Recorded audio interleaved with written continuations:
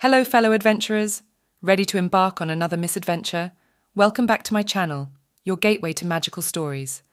Today, we're delving into A Very Crampy Christmas, Episode 8 in the Gretchen's Misadventures series by P.A. Mason. In this charming tale, join us as we follow Gretchen on a Christmas misadventure where new friends and mischievous fiends await. So, grab your favourite festive drink and let's unravel the enchantment of A Very Crampy Christmas.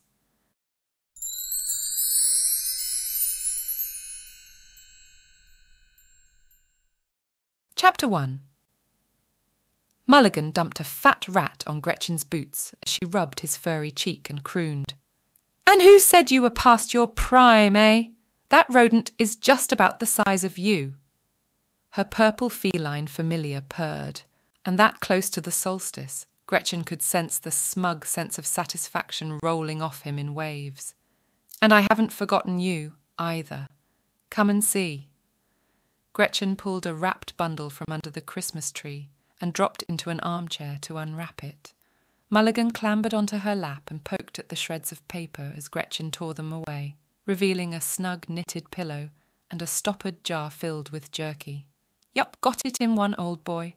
Your favourite, dried pixie liver." Mulligan nosed the cork, and Gretchen popped it open to scatter a portion on her lap. Mulligan crunched away, and Gretchen smiled as she stroked his back.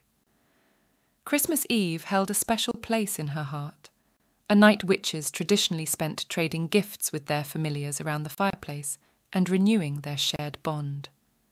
With the solstice came more finely attuned awareness of one another, and trading feelings and thoughts held the magical bind between witch and familiar more closely.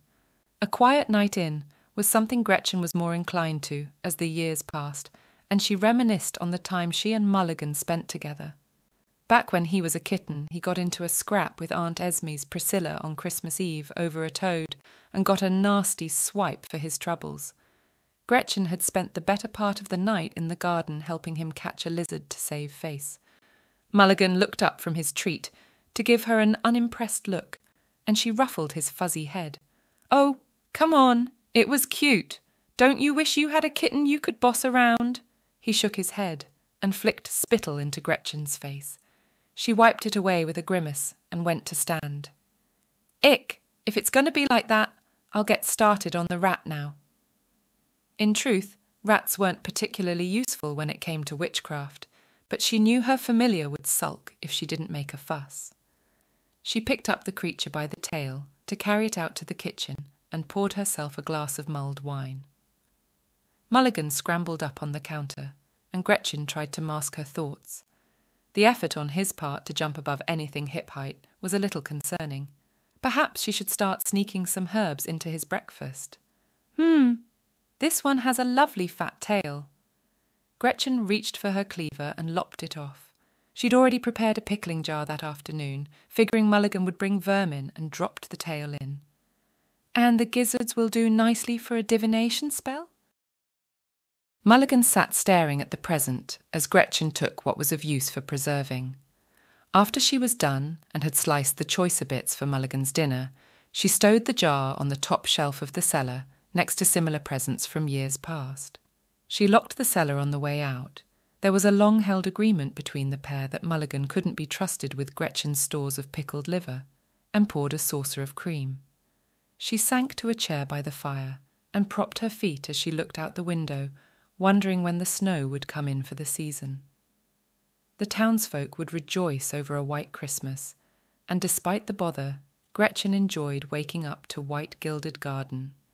They could all use an extra special Christmas, Gretchen mused, particularly after the events in the labyrinth that had broken Jurgen's heart.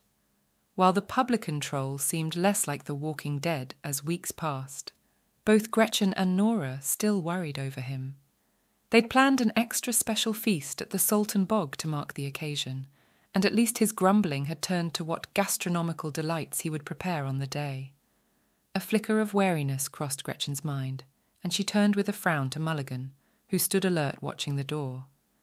It was a few seconds later that she heard crunching up her gravel path, and she was up out of her seat, wondering who the heck would be visiting at that hour, when she swung the door open. Sheriff Norris stood on her threshold, glowering, with the mayor just a step behind. "Sheriff," Gretchen grunted. She hadn't seen the lawman since he sent a letter of complaint to the academy, and she'd been meaning to give him a piece of her mind. "I hope you're not here because of the cauldron in the town square. I'll have it picked up tomorrow. Jurgen's cart had a busted axle and—" "Told you she would deny it," Sheriff Norris spat over his shoulder at the mayor. "The woman is a public nuisance. It's well past time." "Deny what?" Gretchen bunched her fists at her side and curled her lip. "What kind of fabricated nonsense have you come up with now?" The sheriff's eyes flared, but the mayor stepped forward and clapped a hand on his shoulder. "Edgewater has been plagued by Krampuses.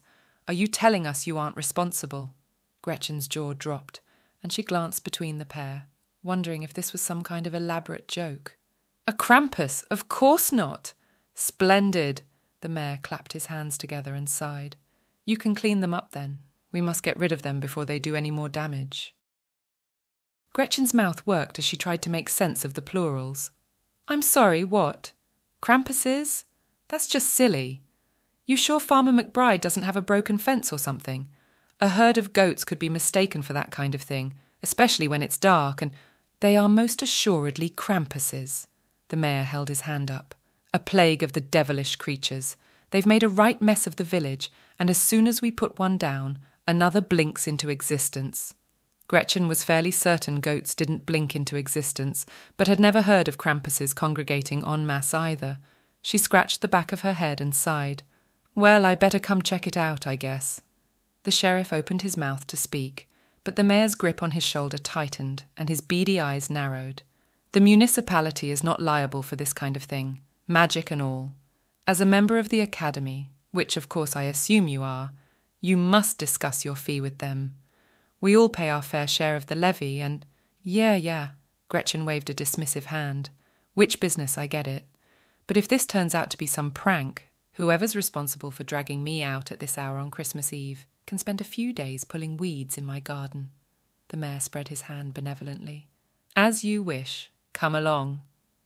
With a regretful look over her shoulder, Gretchen grabbed her cloak and mouthed a silent goodbye to her familiar. Interrupting their night together was something she figured she'd have to make up for with extra pixie liver. However, Gretchen didn't relish the thought of going to the depths of the forest to net any more. Those critters had a nasty bite. Out on the road, a cart waited with a pool of light from a lantern illuminating a bored-looking nag. Gretchen climbed onto the back with a sigh and wrapped her cloak snugly around her shoulders. The men both sat up the front, and she hummed a tune as they ambled into the village. On the way, Gretchen felt her magical hackles rise and wondered what kind of infestation she was walking into. Goat-like creatures didn't fit with pixies, who were the most villainous creatures within miles, and hobgoblins abhorred the cold. There were no other witches in Edgewater so far as she knew, so whatever happened must have originated from someplace else. She was about to take out her trusty notebook to ask Nora if there were similar problems over at the Baron's estate, when the horse pulling the cart spooked and took off full pelt down the road. It was all Gretchen could do to remain seated, and by the time the sheriff had gotten the creature under control, they'd reached the cobbled roads leading to the town square. Lights burning through decorated windows brightened the street enough for the shadows of small horned creatures to be visible, and Gretchen squinted to make them out more clearly. Then one ugly beast jumped up on the side of the cart and stuck its long, vulgar tongue out at her. "Krampus!" Gretchen stood with a hand to her chest, trying to reconcile with its size. A regular Krampus should have towered over them, but the one staring at her seemed almost like a babe, no more than knee-height. After her most recent adventure, Gretchen had been true to her word and had stockpiled combative charms in her infinity pouch. She drew out a metal rod painstakingly infused with lightning, and just as the mini Krampus lifted its cloven hoof over the side of the cart, Gretchen lifted the rod to utter, "Fizzle!" The Krampus disappeared with an almighty pop, and Gretchen sagged with relief. It was fortunate that the rod had been among her first attempts at offensive magic, and while the mayor and sheriff regarded her with approval, she knew the creature had simply been transported back from whence it came. There was something that went hand in hand with electricity and demonic creatures. She just hoped there was enough charge in her rod to deal with all of them. "We'll just leave you to it, eh?" The mayor climbed down from the cart and shuffled off toward the seedy apple across the road. The sheriff strained on the reins to keep the snorting horse from bolting again and called over his shoulder, "The townsfolk are holed up in the tavern. My men are guarding them there. Once I get this beast back to the stable, I'll rejoin you in the square." Gretchen should have been glad of whatever help she could get, but having the sheriff breathing down her neck only made the proposition worse. She climbed down from the cart with a wince and tapped the side to let him know she was clear. "No need, Sheriff, I've got this." The cart took off, and Gretchen was glad the man didn't argue, but that still left her in the dark with a small army of tricksters, so she fetched out a light charm and tied it to her belt with a whispered incantation. The path ahead brightened, and the sight of overturned crates and trash strewn across the road became clear. Krampussus. Gretchen sighed. Possibly the least harmful demons a witch could summon, but that wasn't saying much. Tradition held they punished the bad at Christmas, but any witch who'd pulled the Krampus prank knew better. They just liked punishment altogether. One was usually more than enough to handle if the banishing spell hadn't been set prior to the summoning, and banishing a demon you hadn't summoned. Well, Gretchen wasn't even sure she had the know-how to get the job done. The better plan would be to find the person responsible for the mayhem, and insist they do the banishing. She'd have to follow her nose to the acrid stench of the summoning site, and hope the little devils didn't waylay her too badly along the way.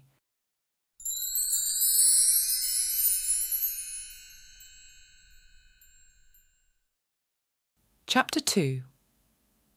Having opted for stealth, Gretchen crept around the village with her light charm muted, and was fortunate that the Krampuses seemed otherwise occupied. The town square was the centre of their operations, and though the market stalls had been locked up, and the most precious items taken back to warehouses, the creatures busted crates and overturned everything in sight. It would be a right state come morning, and the seasonal decorations fared no better. Gretchen stood in the mouth of an alleyway, watching them swarm, and winced as a troop of the devils managed to pull down the great fir tree, which had taken 6 burly men to haul in. The townsfolk would be horrified. Christmas was something of a point of pride in Edgewater, with the neighbouring villages always making the trip over to admire the display throughout the season. One of the Krampuses yanked a finely wrought silver star from the top of the tree and carried it toward the fountain where her biggest cauldron stood abandoned after the solstice's carousing. Gretchen wasn't even sure what dregs remained from the foul alcoholic brew shared with the townsfolk a few days past. The Krampus dropped the star in with a snort and returned to the work of stripping the tree. Gretchen blinked and chided herself for gawking while she should have been planning. She attempted to count the ones she could see, but soon gave up as they ran in every direction. There were far too many to deal with using her lightning rod, so she slipped back down the alleyway to do a circuit of the square. If they congregated in the one place, it stood to reason that the summoning site was nearby, and Gretchen turned up the light charm in the lanes that ran behind the bigger shops. There were small signs of trespass here and there, a midden heap scattered, or a gate wrenched from its hinges, but nothing that stood out as the source. The cleaning bill for the wreckage would be substantial, and if Gretchen couldn't figure out who was behind the skullduggery, she knew they would point the finger at her as the agent for the academy. The Witches' Council were a wily lot, and while reimbursement for a witch's expenses on academy business was usually forthcoming, a hefty stack of paperwork went along with it to keep members from swindling. It took all the fun out of pranks, in Gretchen's opinion. As she neared the back of the butcher's shop, a whiff of something unlike the usual stench of refuse caught Gretchen's nose. The gate to Billy's yard hung open, and Gretchen popped her head inside with a frown. An upturned sack of curing salt had spilt over the ground, and Gretchen hovered her light over the mess to peer at the scratchings etched through to the dirt underneath. They were unlike any of the markings she'd seen used for summoning, almost childlike in design, leaving Gretchen puzzled over who could be responsible for them. Gretchen had known Billy and his wife Rosalind all her life, and their children were grown and had flown the nest years past. Billy had a lad that helped with the shop, but if he had any magical talent, Gretchen would have sniffed him out long since. Careful not to disrupt the markings, She searched the rest of the yard before dropping to a barrel with a sigh. No clues were forthcoming. If anything, the situation was only becoming stranger. She thought hard on what she knew about Krampuses, and cursed herself for not insisting on consulting with her spellbook before coming into town. There was something niggling in the back of her mind, and she rubbed the bridge of her nose as she tried to recall lessons long since past. Silver, she recalled, and liquor. Fables on how to appease malevolent spirits outnumbered practical solutions, and while she had some vague notions of people painting birch sticks silver and offering hard liquor to the tricksters of Christmas, she couldn't be sure if it was superstition. Gretchen had only summoned a Krampus once before, and even as a witch who enjoyed mayhem more than others, she'd sworn never to do it again. She was fairly certain the scorch marks from the fire it lit still blackened the bricks of her garden shed, and her Aunt Esme had been livid when she found out the creature had shredded her entire vegetable patch. She shivered at a gust of icy wind and pushed away memories of having spent days afterward digging in the cold to make amends. But the mini Krampus had plucked the silver star from the tree and taken it to the cauldron of liquor, so Gretchen figured it was her next best bet. She grimaced at the thought the townsfolk huddled in the one place that had liquor in abundant supply, but she at least had a friend who ran the silversmith shop on the southern side of the village. Gavin didn't spend much time at the Salton Bog since he and his new beau Terry had taken up together. He'd been a heavier drinker back when he was hiding from the marriageable maidens and their mothers, but she knew he was the type to help a friend in need, and in need she certainly was. With no other ideas, she left the Krampuses to their destruction and hurried off in the direction of the silversmith shop. The temperature was dropping steadily, and the biting wind was brutal. She hoped the couple hadn't likewise taken shelter in the seedy apple, but figured Gavin would protect his livelihood with his last dying breath. When she spotted lit windows in his workshop, she hurried forward with renewed purpose and a good measure of relief. She didn't bother with the door to the shop, and instead went around to the wide, sturdy doors to the warehouse. After banging 3 times to be heard over the howling wind, the door swung open, and Gretchen stepped back as Gavin brandished a heavy iron hammer. Her heart leapt into her throat and she held up her hands. "It's me, for goodness sake. Do you think a Krampus would knock? Let me in before I turn into a block of ice." The silversmith stepped aside with mumbled apologies and barred the door behind them. The heat from the forge was heavenly, and Gretchen got as close as she could while rubbing the pins and needles from her hands. "Did they get to your cottage?" Gavin frowned and dumped his hammer back on his workbench. "Nah, I'm just the clean-up crew." "Do you know how they—" Gavin raised an eyebrow. "If you're asking if I'm responsible, no. But I don't know who is either. All I know is that it's a right mess out there and I'm expected to put it right, but I'm going to need your help." Gavin sank onto a stool and his partner Terry peeked his head through the door. "Gretchen, is everything okay?" She summoned a smile for the guy and folded her arms with a nod. "I'll be just fine once this is over. I'm not sure how much you two know about Krampuses, but without the means to banish them myself, I was hoping to appease them." No. Gavin shook his head. "I know what you're thinking. I used to do a good trade in silver from folks who believed that nonsense back in the city, but—" "They seem to like your Christmas star?" Gretchen shrugged. "And the brew left over in the carousing cauldron. At this point, I don't have any other ideas, and if we leave them to it any longer, they might just take it upon themselves to come out here and take what they like." The silversmith dragged a hand over his face and grunted. "And who's paying for it?" "The Academy," Gretchen bit her lip. "Eventually, anyway. They don't much care for paying bills on time. But we shouldn't need too much. Just enough to get them all in one spot so I can zap them back to their own dimension." Gavin and Terry traded a long look, and it was Terry who spoke up first. "We can manage, and it wouldn't look good in the eyes of the villagers if we refuse." As the son of the mayor, Gretchen was glad that civic pride ran in the family. Gavin only sighed and shook his head. "Fine. How much do you need?" "Well, I'm guessing the star was only gilded, and they ripped down the entire tree to get at it. A fair-sized ingot should get their attention, and if we get it, say, at the top of the fountain, I can probably turn the water to jelly to keep them from running off. It'll make the lightning work better anyhow." Gavin made a face, and Gretchen could tell he was reconsidering. On reflection, playing with water and lightning bolts sounded a little foolhardy, but expecting the vexatious critters to take their silver and go without a struggle was downright naive. "Come on, you'll be the town hero." Gavin narrowed his eyes at Terry, but stood and grabbed his cloak. "I was already a hero when I gifted that star to the Christmas committee," he grumbled. With words of warning to Terry to keep the doors barred, he fetched an ingot from a heavy iron lockbox and turned to Gretchen with a questioning look. After braving the frosty night air already, Gretchen rummaged around in her infinity pouch for some warming stones and tucked them in as many pockets as she could before handing another to Gavin. He accepted it with a nod, and after hefting one of his bigger hammers, the pair made their way out into the night.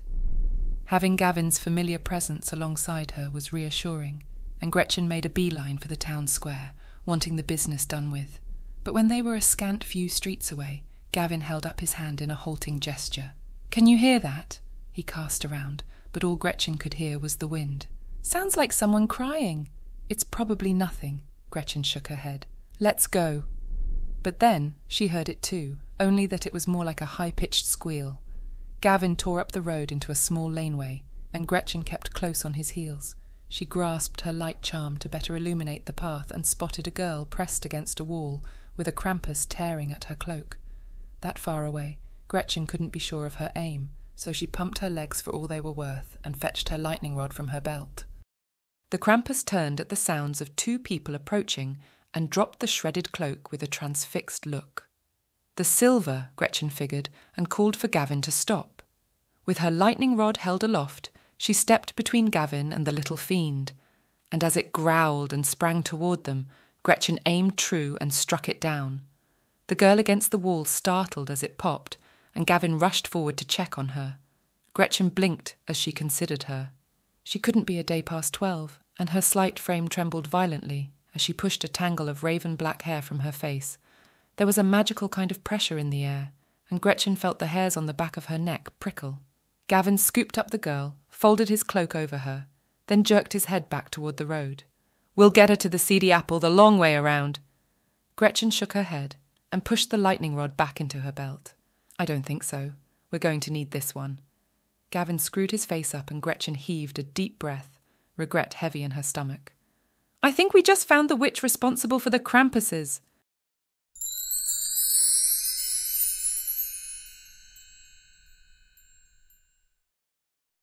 Chapter 3. After finding a door they could bust through, Gavin settled the girl on a stool in the candle-maker's shop and draped his cloak over her shoulders. Her trembling lips had a bluish tinge, and Gretchen plucked every warming stone she had on her person to tuck into the girl's lap. "Now," Gretchen seated herself across from her and leaned forward. "What's your name, kid?" Piper." Gretchen couldn't tell if the girl was still frozen or stuttering with fear. "And how old are you, Piper?" She tried for a reassuring smile. Piper glanced between Gavin and Gretchen and swallowed. 10? Gretchen couldn't help sucking in a sharp breath through her teeth. A 10-year-old had summoned a whole nest of Krampuses. The notion was decidedly absurd. "Now, you're not in trouble, but I need to know. Those creatures out there, did you have anything to do with them?" Piper burst into tears and buried her face in her hands.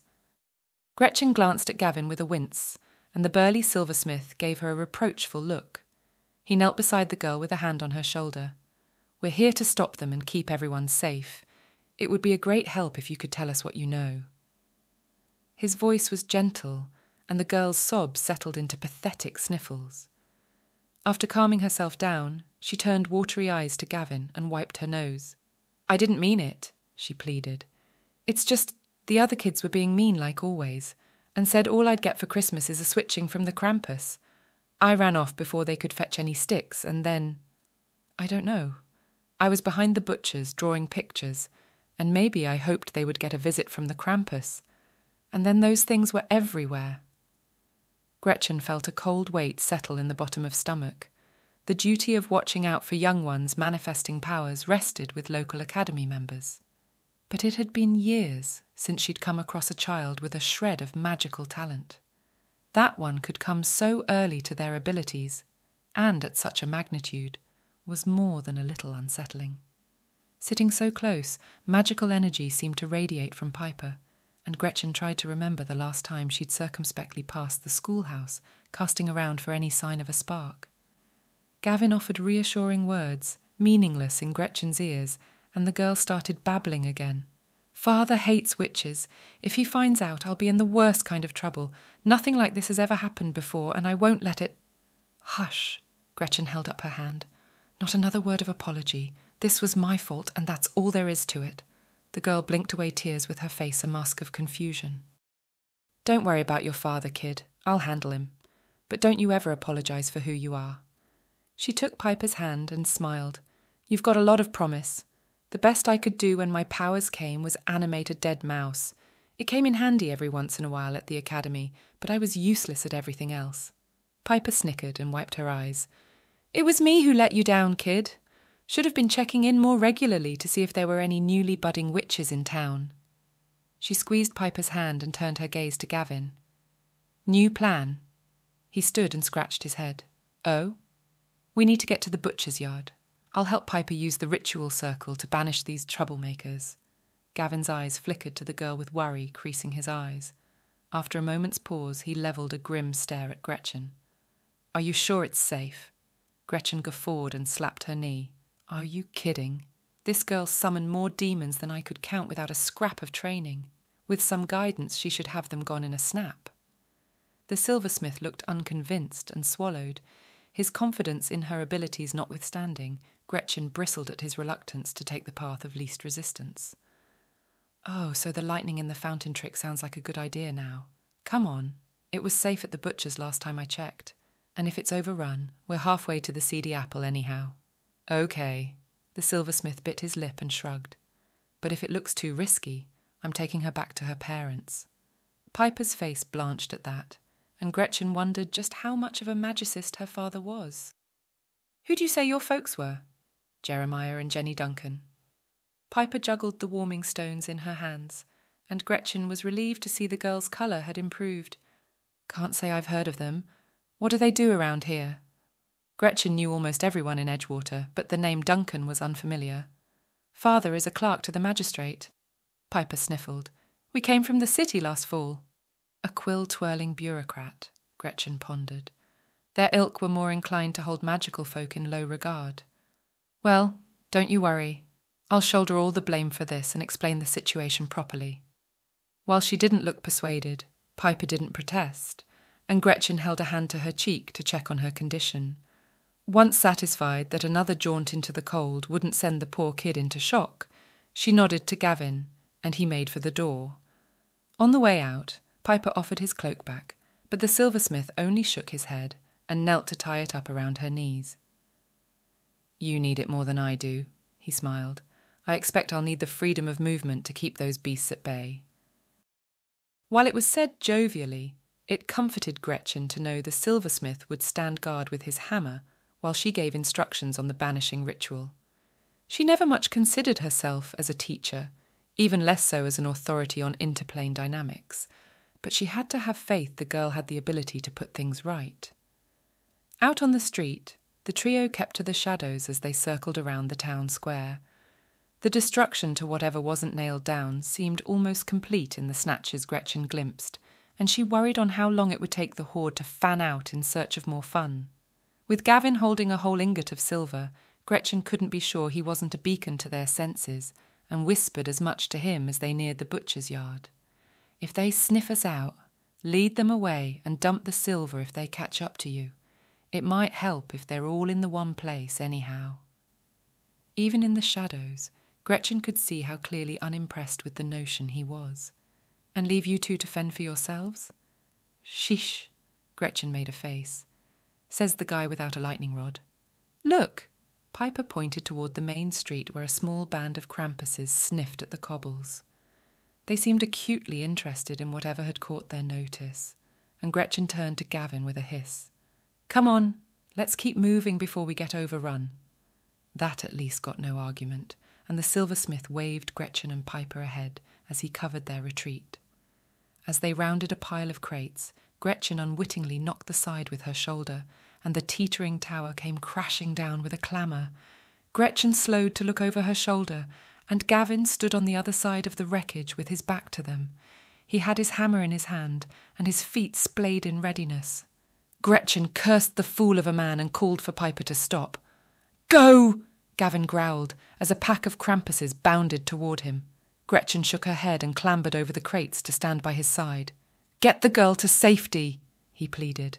Gretchen pushed up her sleeves and took out her lightning rod without a word. When the hairy, snarling tumble of Krampuses were close enough to leap, Gretchen levelled the rod and zapped them with a snarl. The bolt of lightning was blinding, and it was too late by the time Gretchen realised she'd drained her charm dry. The popping sound echoed in the street, and Gretchen blinked away the array of funky colours swimming in her vision. "Now you've let every one of them know we're here." Gavin gritted his teeth and fitted his hammer back in his belt. "And I've used up all the juice in this thing." Gretchen twirled the rod in her fingers and dropped it back in her pouch. "How about you leave the silver here and we can sneak off?" Gavin seemed reluctant to leave his precious metal behind, but after a moment gave a terse nod and wedged the ingot in under the busted crates. Piper waited on the other side of the wreckage, and Gretchen wrapped an arm around the trembling girl's shoulder as they hurried down the street. The butcher's wasn't far, and they made it to the darkened yard with no further troubles. "Okay," Gretchen stepped around the spilled salt on the ground, as Gavin did his best to barricade the gate. "Now, this is what we call a summoning circle. Salt is important for this kind of thing, but usually we assemble some other ingredients that guide our intent. These marks you made aren't like anything I've seen used before, so we'll have to improvise. But you sure must have had some powerful feelings to conjure anything with just plain old salt." "I just wanted them to stop." Piper stared down at the scratchings, and a tear spilled over her cheek. "I hate it here." Now. Gretchen brushed the tear aside with a smile. "No need for the waterworks. You just wait until this is over, and I'll tell you about the stupid stuff I've magicked by accident. Heck, some of it wasn't even that long ago. In time, it'll be you those bullies are wary of." Piper's mouth curved into a small smile, and Gretchen patted the girl's shoulder. "There we go. To get started, I'm going to give you a couple of ingredients to add to the circle." Gretchen rummaged around her pouch and retrieved 3 stoppered jars. "Now I don't have any fleabane on hand, but garlic, cayenne pepper and rosemary will make a good start." "Sounds like a marinade," Gavin snorted. "Quiet, you." Gretchen rolled her eyes and pressed the jars into Piper's hand. "Try to spread it out in a circle around your drawings. Ordinarily, I'd trace a pointed star into the markings, but I can't be sure it wouldn't upset the balance. Just be careful not to disrupt anything." Piper swallowed and stared at the bottles. "But which one first?" "Whichever feels right," Gretchen shrugged. "You can feel the energy of the circle better than I can. Take a whiff of each jar and keep your thoughts on getting rid of the Krampuses." Gavin climbed the walls of the yard to keep watch as Gretchen settled on a curing barrel. Piper's features had settled into a mask of concentration, and Gretchen watched closely as she rubbed rosemary oil on her fingers before sniffing at the heady infusion. Her nose wrinkled, and she stoppered the jar and set it aside. "Good," Gretchen nodded. "Let your senses guide you." After inspecting her other offerings, Piper spread a liberal dose of garlic around the circle and just a light dusting of pepper. When she bent again to the rosemary oil, she made a face, and her shoulders sagged. "This one isn't right." Gretchen pursed her lips and took the proffered bottle. After waving it under her nose, she felt her cheeks burn and blurted, "Right you are. Don't know how I messed up the ginseng and rosemary. Will it still work?" Piper worried her lip with her teeth, and Gretchen wondered if getting the girl to perform the ritual in that state was a good idea. "Of course it will." Gretchen did her best to radiate confidence. "In truth, those things just make things a little easier. It's what's inside you that does all the work." Piper gulped, and Gretchen eased herself down to sit cross-legged by the circle's edge. Her joints protested against the indignity on the frozen ground, but she summoned up a smile and patted the bare earth beside her. "Come on, you need to be centered to bring up the energy." Piper complied, and Gretchen turned just enough to keep both her and the circle in view. "Close your eyes now, and focus on that place inside you, right down near your belly. You want to think about the Krampuses and why you brought them here. Once that's firm in your mind, you just push them back into the circle and tell them their work is done." It sounded easy when she said it like that, but wrestling malevolent beings with one's mind was an exercise in willpower and stubbornness. Gretchen held her breath as Piper's face slackened. Then a crackling of great power sounded, and the salt erupted into green flames.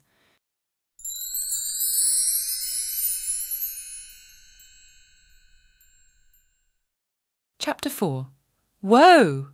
Gretchen leaned back from the flames to keep her eyebrows from getting singed and pulled Piper back along with her. Gavin dropped from his post and helped them up to huddle against the fence. Is it supposed to be doing that? His voice wavered, and Gretchen watched the green flames climb almost to the top of the double-story building. She fervently hoped the butcher and his wife were over at the tavern like the others and didn't stick their head out the window of the top floor. Nope, Gretchen clucked. Can't say I've ever seen that before. But before they could trade conjectures on the matter, the sound of popping on the scale of an overfilled kettle of corn filled their ears. Mini Krampuses spewed into the air from the circle, the flames jettisoning them over the wall and out into the night. Gretchen dragged a hand over her face, warring with reluctance to interfere with another witch's magic, but knowing if she didn't do something, they'd be swimming in pint-sized demons come morning. You two better get out of here, she said. I'm going to close the circle, but I can't be sure what will happen. Gretchen looked down at Piper's wretched face and cupped her chin with a grim smile. You're going to be a power to be reckoned with someday, kid. Gavin cleared his throat, and Gretchen lowered her voice. Take her to the seedy apple. The other thing that appeases Krampuses is liquor.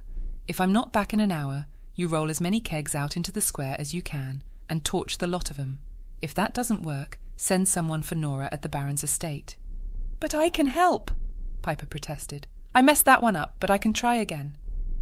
Gretchen snorted with laughter and smoothed her features at the look of indignation on Piper's face. Messed up is an understatement. I'm about to try something more than a little insane, and I'd rather not have your death on my conscience. Piper frowned and went to open her mouth, but Gretchen held up a hand. The answer is no. You want me to teach you about magic? Then go with Gavin and let me do my thing. Piper narrowed her eyes at Gavin and gave a reluctant nod. He hefted his hammer and took the girl's hand before kicking aside the barricades from the gate. Piper looked over her shoulder as they left, and Gretchen smiled with as much courage as she could muster. She had to admit, the kid had spunk. If breaking the circle ultimately resulted in Gretchen's demise, she hoped Nora would nurture the kid's potential. She turned her attention back to the flaming mess in front of her and reckoned with her chances of success. Kitchen herbs would be no use now. The only way to remedy the situation required blunt force and superior magical will, with every chance of it backfiring in the most literal of senses. But the more she dithered, the bigger the problem of the Krampuses became. So Gretchen pushed up her sleeves and pulled her pointed hat from her head. Right, she gritted her teeth. Never thought it would be Krampuses that pushed me from my perch. Closing her eyes, she pushed her magical self into the whirl of power that was the portal. That far out of control, magical threads lashed unforgivingly against her spirit, and Gretchen braced herself against the tides set to carry her away. Her intent was finely honed. Destruction was her endgame. All hope sucking the little monsters back into the vortex was gone. Snatches of the realm beyond flickered past her vision. A great nest of Krampuses clamoured over each other to leap through the rent above. Discarded shells crunched underneath them. Gretchen's concentration almost slipped as she realised the creatures weren't mammalian. Then she doubled down with the effort to break the link that held the two planes within reach. Like a twisted ball of yarn, she plucked at threads snarled together and wrenched them free when they didn't come loose. Each rebound burned, and she felt her spirit self close to complete exhaustion. But there was no turning back. If she relented, she would only get caught up in the portal, and by the time anyone came looking, her being would be in shreds. While magical prowess and deft spellcraft left a lot to be desired, Gretchen's unabashed foolhardiness and obstinacy carried her forward. She was vaguely aware of her body straining and of her spirit tearing, but she channeled all her will into obliterating the tangle barring her way. She pushed herself, every last scrap, into the coil of power, and inside she saw the glowing green circle mirrored from the butcher's yard. She pushed herself outward, right up against the confines of the spell, and heaved with all her might. As the enchantment tore, all she could feel was fire, and if she had a voice in that place, she would have screamed in agony. Then a sucking feeling enveloped her, and she felt herself flung out of the portal's path of annihilation, back into the world of the living. Gretchen hit the ground flat on her back, the wind punched from her lungs. A puff of smoke escaped her mouth, and she fought to suck in sweet, life-giving air. Her first thoughts were that the green flames had disappeared, taking their warmth with them. She stared at the night sky, cloudy and monotonous, but the butcher's shop was still in her periphery, so she figured she couldn't have kicked the bucket just yet. After catching her breath, a maniacal laugh came unbidden at the absurdity of it all, breaking an out-of-control portal and living to tell the tale. But as her mind calmed, she groaned at the realization that nothing was yet resolved. There were more Krampuses in the village of Edgewater, not less, and in her state she doubted she was fit to operate the simplest of charms. But alive was good, and catching a nap in the freezing cold wouldn't keep her in that condition much longer. Blinking away echoes of pain, she got to her feet with a grimace and wondered what to do next. Gavin. He would be waiting to see if she succeeded. Leaving the blackened circle of salt behind, she stumbled back into the laneway and looked both ways before setting off for the tavern. The seedy apple wasn't far, but Gretchen was cautious at every turn, and a dark sense of foreboding grew with each step. Every now and then she would hear a triumphant Krampusie snort or crashing and banging from the square. With more of the creatures running around, they were roaming further, and with their freedom from the circle, it wouldn't be long before they figured out there were no boundaries constraining them.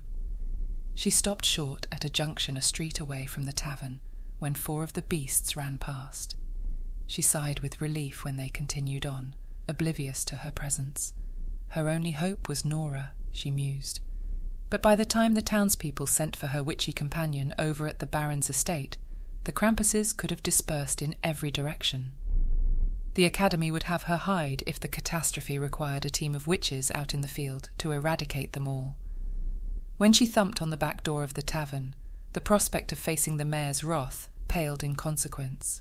It was the sheriff who met her at the door with a mace held over his head, and she ducked under his arm through the storeroom into the tavern. Families huddled together in near darkness, and she spotted Gavin and Piper over near the wide hearth.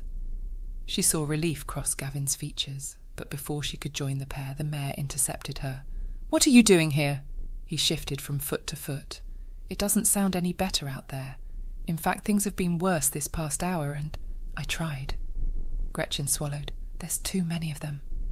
Perhaps she said it a little too loud, but the hushed exclamations and gasps from those nearby cut to the bone, and Gretchen stared at the floor.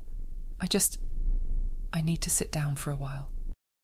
Her body gave out, and Gretchen's eyes rolled to the back of her head as her knees smashed on the floor. When she came around, it was Gavin's face hovering over her by the fire. "She's awake!" he called out. "Someone bring me some mulled wine." Gretchen blinked and turned to Piper, who sat huddled against the wall. The girl held both knees up to her chin, her eyes shining with grief. Gretchen offered a weak smile and held out a hand for the kid to grasp. When she took it, Gretchen squeezed and said, "It's closed, kid." A woman who looked familiar, the innkeeper's wife from memory, bustled over with a mug of wine, and Gavin propped Gretchen on his knee so she could take a sip. Her throat burned, and the wine went down in painful gulps. After swallowing most of it, she tilted her head to the side and scrambled up to sit of her own volition. The mayor hovered behind the silversmith, and she met his eyes with resignation. "Send word to the Baron and gather your men," she croaked.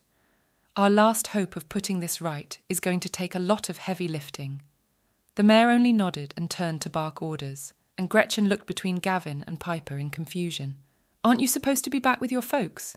"They're not here," Piper shrugged. "Another group is hiding out in a warehouse on the north side of the village," Gavin explained. "Their house is nearer to that spot." Gretchen only nodded, and Piper bit her lip before asking, "But if you broke the circle, why are the Krampuses still here?" "Broken being the word, kid. I destroyed the doorway between here and there. There's no way for them to go back where they came from now." But what are we going to do now? Piper's voice shook, and her knuckles were white as she gripped her knee. Don't you worry. Gretchen tried to radiate confidence she didn't feel. We have silver, and we have liquor. It'll be a little messier, but we can burn the lot of them once we've rounded 'em up. Instead of reassuring her, the statement had Piper sitting up, her back against the wall as if struck. But you can't mean to kill them, can you? After I was the one. She swallowed. It'll be all my fault. I never meant any harm, and they're just doing what I... Gavin wrapped his arm around the girl's shoulder, and she buried her face into his chest as she heaved great sobs. It took Gretchen a moment to figure out why the notion bothered the girl so much, and decided a city upbringing had availed the kid from learning how country folk dealt with plagues of pests. To lose sleep over demons was something Gretchen wasn't about to try fathoming, but she couldn't deny the stab of guilt she felt at Piper's distress. Racking her brain for anything that could avert turning the little beasts into charcoal for the garden, she cast aside notions of assembling another circle to banish them or hold the fiends prisoner. Quite aside from being well past it in her condition, it was just as likely to go wrong, and she wished she had access to her spellbook. It was known to have an ingenious answer or two in times of great need, but getting to her cottage and back unscathed, hoping to find something less extreme, seemed a fool's errand. If only she had a way to make them less of a nuisance, turn them all into... Piper, Gretchen narrowed her eyes. How do you like frogs? She sniffled and peered out from Gavin's shirt. Why? Well, Gretchen shifted on the floor with a wince. I think if you help me, there may be a way to give these little guys a new lease on life, someplace wet and muddy. Piper wiped her eyes and glanced between Gavin and Gretchen. What would I have to do?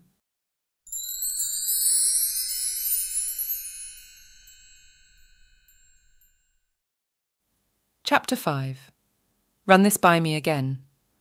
Gavin held his head propped up at a table with a tankard in hand.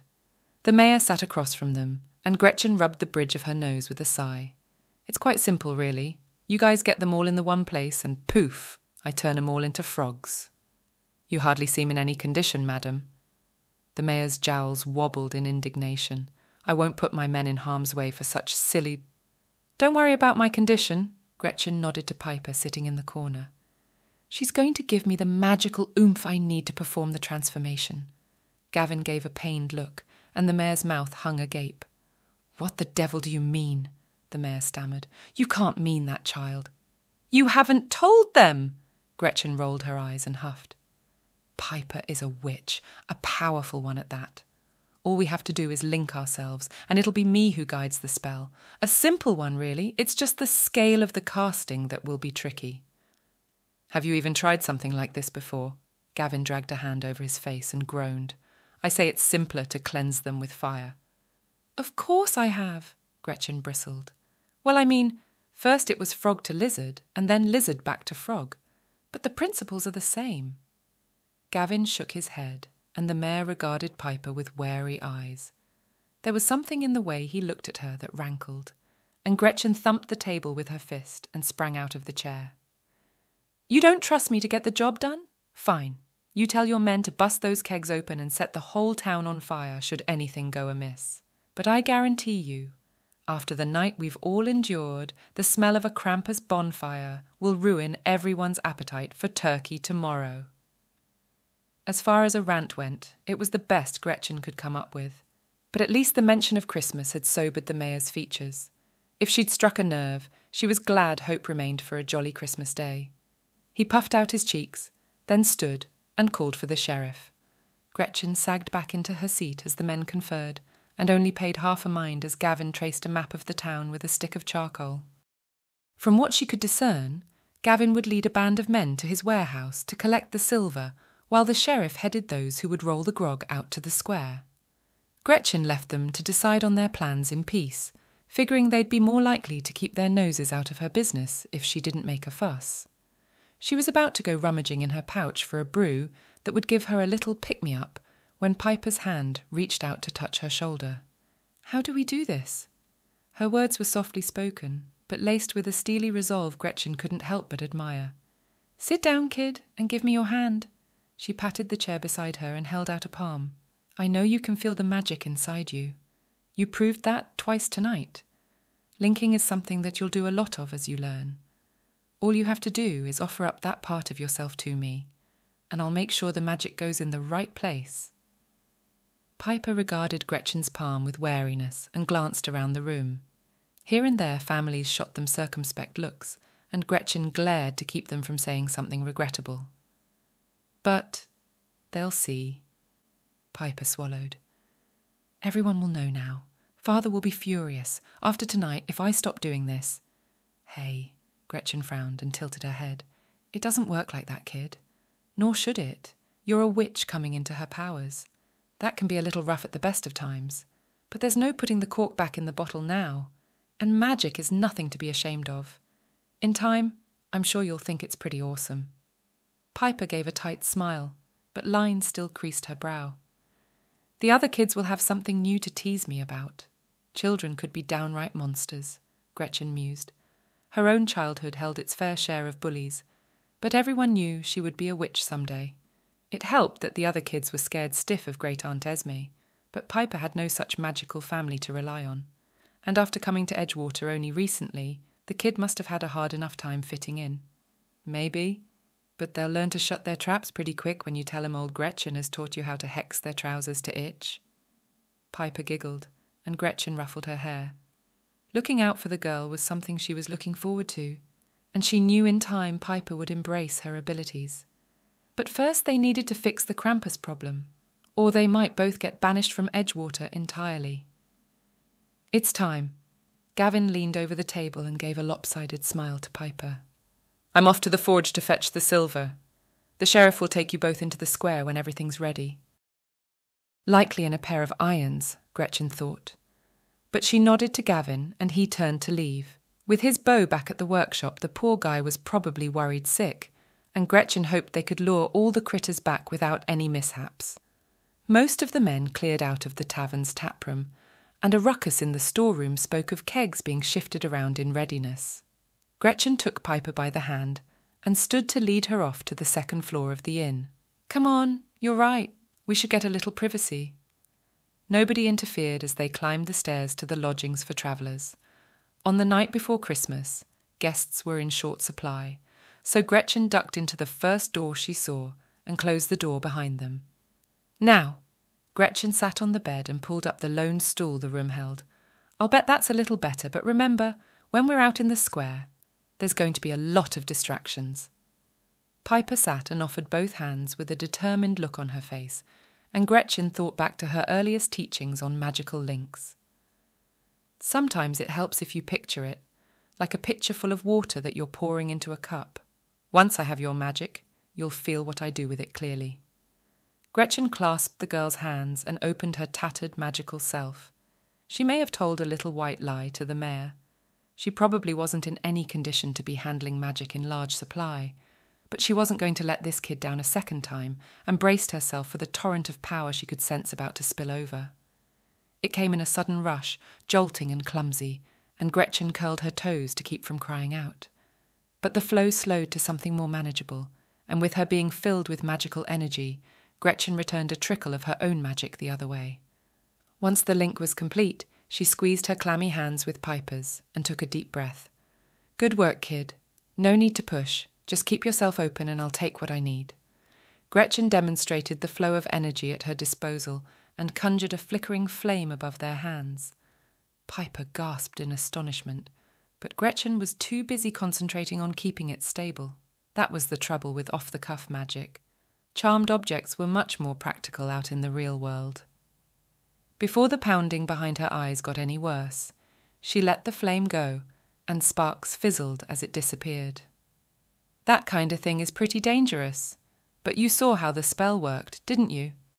Piper nodded vigorously, and Gretchen wondered absently if she'd laid the groundwork for future arson mishaps. "Well, just don't go trying it, okay? Now, I'm just going to use a little of your power to do some healing exercises. I got a little beat up with the circle, and this is something you'll learn to do for yourself in time." With the connection, there was no help for showing Piper how frayed her spirit had become, but Gretchen figured patching herself up was more important than an epic failure later. She threaded Piper's magic around her being, gently smoothing the worst of the injuries, and had lost herself deep in trance when a tap came at the door. Piper must have startled, as the power wrenched free with a dizzying snap. "Yeah?" Gretchen blinked to clear her vision, disappointed the exercises didn't do much to bolster her magical energy, and a man from the village, a wheelwright if memory served, ducked his head in. "The sheriff is ready for you both." "Sure," Gretchen sighed and slapped her knees as she stood. "Let's get this over with." Downstairs the storeroom had been emptied of barrels, much to the publican's dismay by the looks, and men gathered in the yard behind the tavern, wielding whatever weapons they could find. Clubs claimed from lumber and iron rods seemed in abundant supply, and Gretchen was glad there weren't too many knives glinting in the moonlight. She knew the situation would likely get hairy, but she'd like to spare Piper from anything too grisly. "We intend to fill the fountain with the liquor," the sheriff said, running his tongue over his teeth. "It should at least drive them to the centre of the square. You can perform whatever ritual you intend from the courthouse rooftop." "Nope," Gretchen shook her head. "That ain't going to work. We need to be in the thick of it, so we can make the field of magic as large as possible." The sheriff's cheek twitched in irritation. "Madam, I cannot possibly risk the men to guard you." Gretchen rubbed her temple and took a calming breath. "We won't need guarding. The fountain idea is good. All you have to do is get us there and we can climb onto the top. Once everything is in place, I'll erect a magical barrier to keep us safe." At least, that's what she hoped would happen. She'd only ever seen those sorts of things in spell books. "And my men?" The sheriff arched an eyebrow. "It's important they get out of the square when I call. Otherwise I can't guarantee they won't be croaking along with the rest. If you can keep them on the streets herding the Krampuses in, that would be a great help." The words tasted bitter on her tongue, but she had to admit that without their help, pulling off a feat like that would be near impossible. The sheriff gave a tight nod, barked orders, and they soon set off in a clumsy formation for the square. Their trespass didn't go unnoticed, and as they drew closer, men on the outside of their column batted the horned creatures away. Chittering, laughter, and jeers followed them all the way to the fountain, and Gretchen thought their task to fill the trough was insurmountable as the throng pushed in closer. Taking Piper's hand with a squeeze, she felt the girl offer her strength and put all her theoretical knowledge to the test. As the magical barrier snapped into place, Gretchen's ears popped and the party inside startled at the change in air pressure. The few Krampuses trapped inside squawked with indignation and clawed at the barrier. It wavered for a second, while Gretchen adjusted the flow of magic. They fell through and turned with wicked glares, and the sheriff looked to her in surprise. "That's—" He twirled a finger in the air with a questioning look. "Yup." Gretchen's voice was tight. "You boys just do what you gotta do, and I'll let you back out when we're ready." She was glad someone had the foresight to bring a ladder. After the fountain was brimming, she and Piper climbed to the tier above and held tight to keep from slipping off. From her perch, Gretchen saw the glimmer of silver at the fountain's base and scanned the square on the lookout for Gavin. He and a small group of men, looking the worse for wear, held the street leading to his workshop and appeared to be catching their breath as little demons streamed past them toward the scent of booze. Caught up in wonder that the plan seemed to be working, it wasn't until Piper tugged her sleeve that Gretchen blinked and turned her attention to the sheriff. The men were in formation again, shifting on the balls of their feet as they considered the swarming mass of angry demons pressing in. The sheriff gave her a grim nod, and Gretchen pulled the field of the barrier snug around the fountain. With unintelligible cries, the men carved a path through the square, and when they pushed through the last of the creatures, Gretchen let go of a breath she wasn't aware she was holding. Piper squeezed her hand, and Gretchen offered a reassuring smile. "Almost there, kid. Now we just wait until all the stragglers turn up."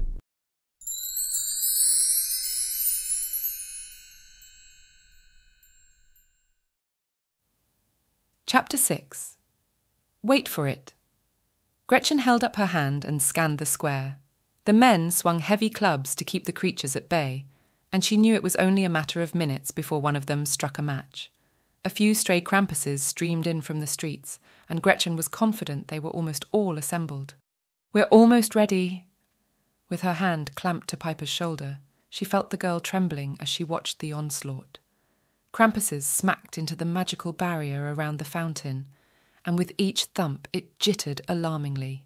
Every ounce of magical strength came from the girl's seemingly endless stores. Gretchen could never hope to wield that much power in her own right, and fleeting thoughts of Piper's powers being misused by others held her instinct to protect the girl in grim resolve. She could do this. It all came down to timing. A yelp of pain came from the south side of the square, where Gavin and a few of his men herded the Krampuses in closer.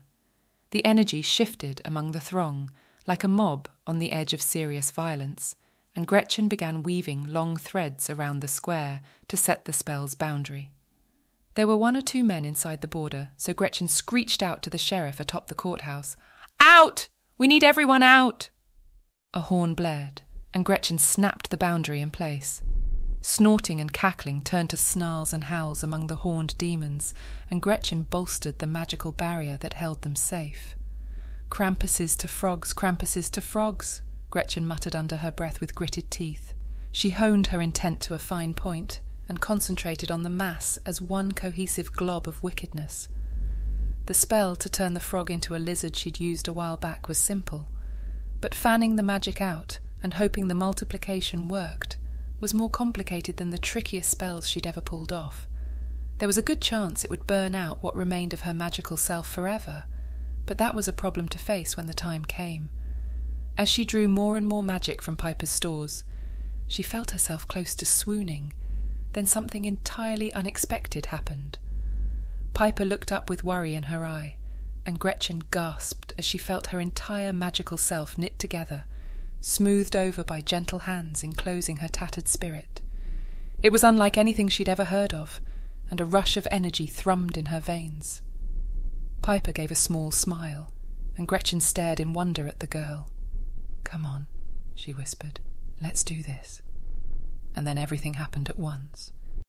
The magical barrier surrounding the fountain bulged inward as the fiends pressed forward, now aware they were trapped.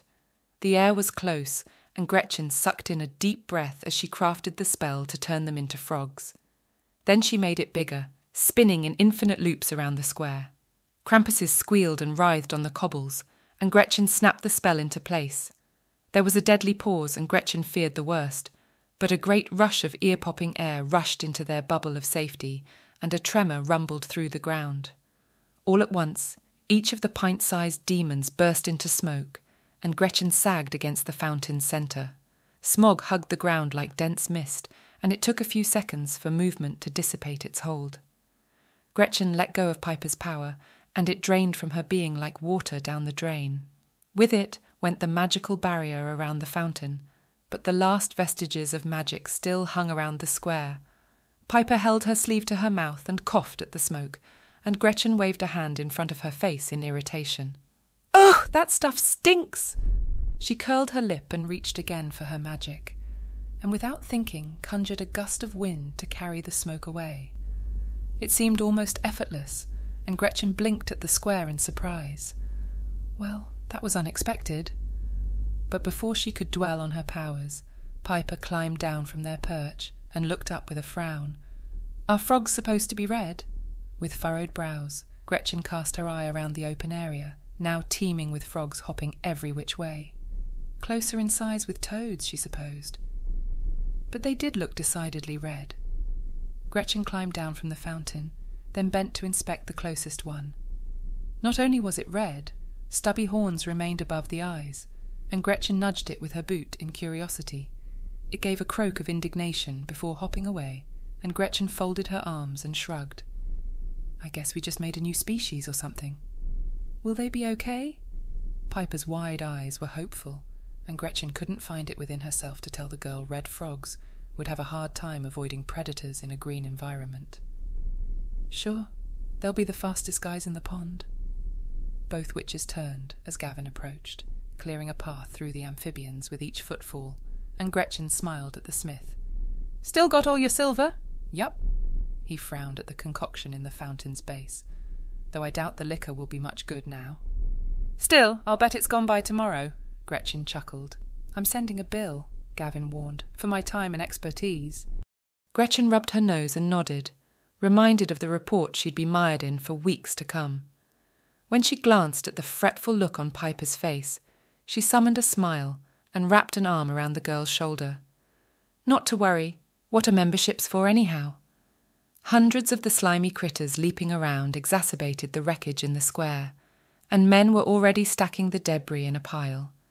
Even in the cold, it seemed cleaning up was preferable to waking up to the eyesore come morning. Gavin made off to help with a sigh. Gretchen figured it wouldn't be long before they began dipping their snouts in the fountain and stomping frogs, so she led Piper away from the mess back to the seedy apple. She imagined the mayor would come poking around and getting in first to spread the good news before he started belly-aching about the damage. They approached the tavern street side this time, and Gretchen thumped on the door with her fist. "Yoo-hoo! It's all over!" A sound of scraping came from behind the barred door, and Gretchen held Piper close as it swung open.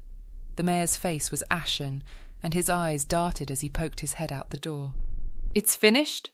He chewed his lip. "The sounds were obscene out there. We thought it was the end of times." "Not quite," Gretchen chuckled, though his face was deadly serious. "Christmas is back on the cards. Nobody will even think about Krampuses tomorrow so long as they don't look out the window." Gretchen pushed past the flummoxed mayor with Piper in tow and sank to a chair by the hearth. Only coals remained in the effort to keep below notice, and Gretchen groaned as she reached for a poker to get the fire crackling again. Piper held her hands out to the warmth, her back to the murmuring villagers, and Gretchen followed suit as excited whispers turned to shuffling.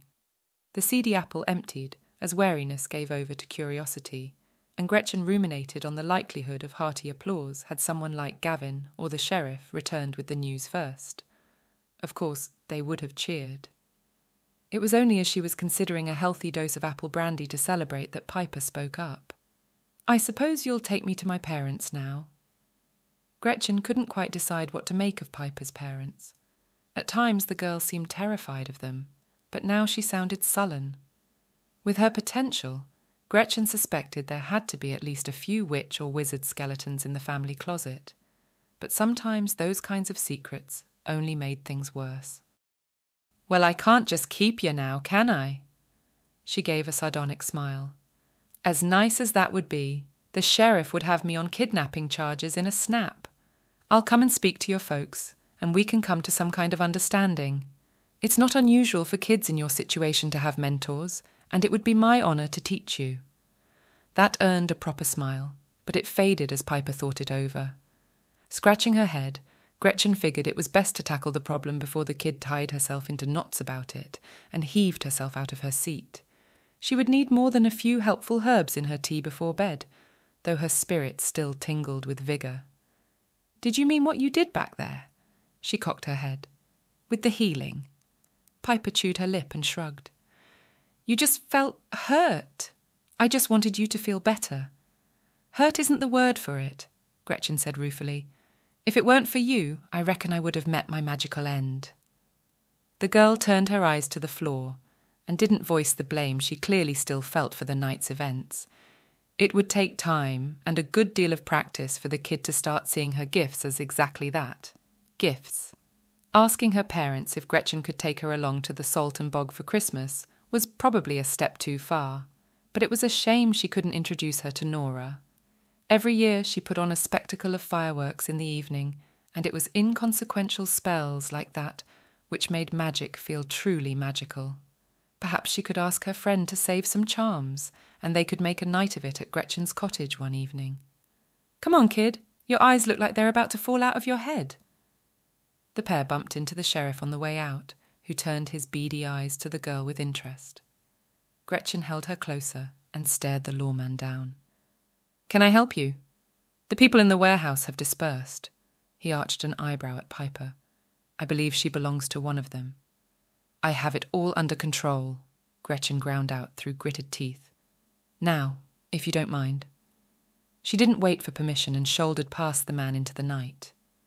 Piper led the way silently until they bumped into Gavin, who hugged his arms in the cold. "I think I have something of yours."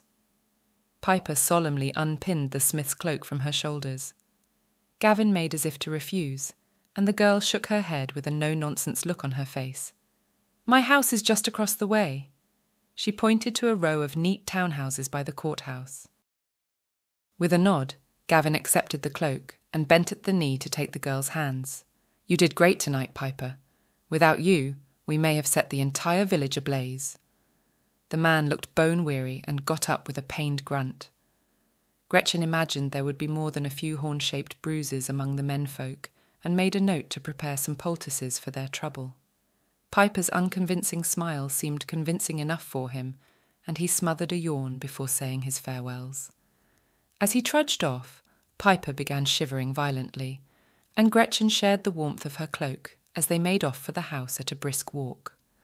Gretchen thumped on the door when Piper stopped short of doing so herself, and it swung open almost instantly. An imposing woman stood on the threshold, and she planted fists on her hips with a glower. "There you are," she seethed, "and here we were, worried sick."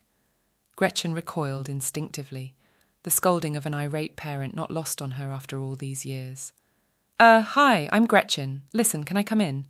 There's something we need to discuss." The woman wrinkled her nose as she looked Gretchen up and down, and Piper's trepidation began making a lot more sense.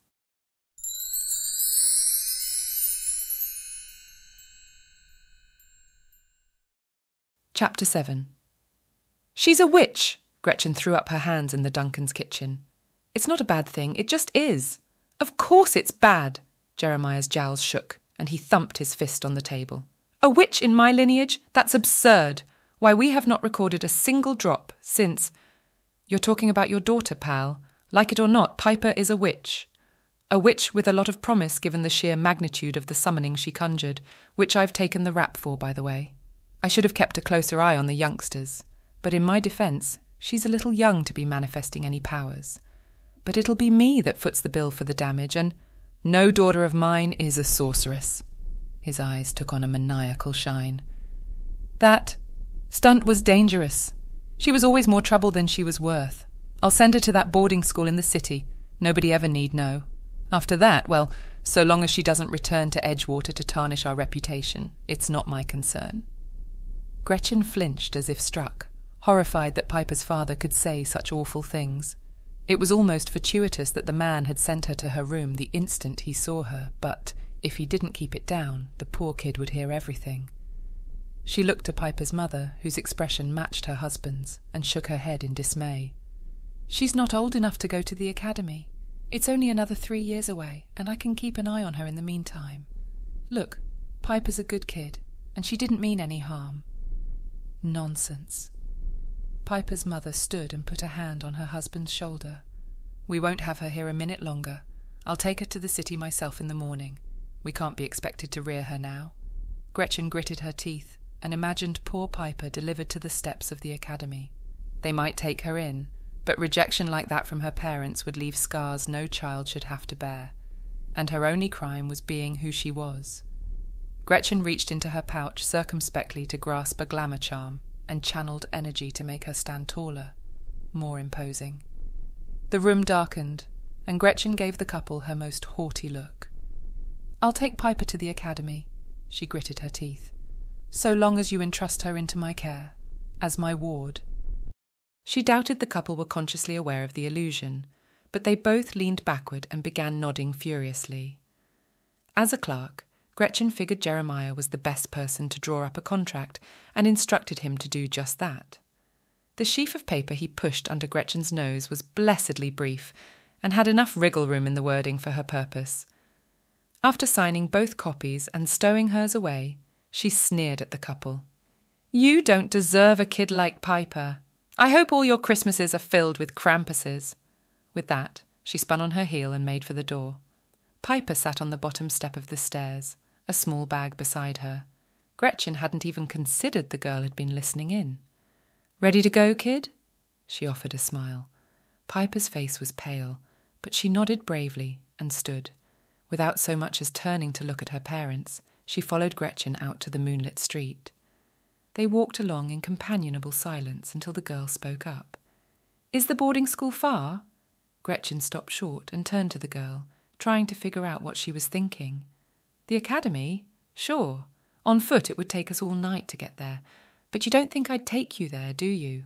On Christmas Eve? That's pretty harsh. Nah, you can come home with me, and in the morning we'll head straight over to the Salton Bog to have a proper Christmas feast." Piper's lip trembled, and her face cracked as tears spilled down her cheek. She threw her arms around Gretchen, and the witch ruffled her hair with a chuckle.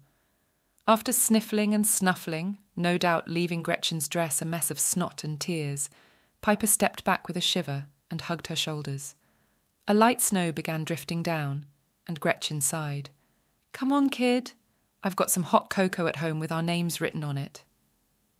They set off on foot. Her cottage wasn't far, and Gretchen didn't trust her broom to behave with a child on board in near darkness. The pair strode briskly, with a light charm illuminating the path, and were soon scraping their boots by Gretchen's door. Inside, the fire had burned down to coals, but it was warm in the kitchen.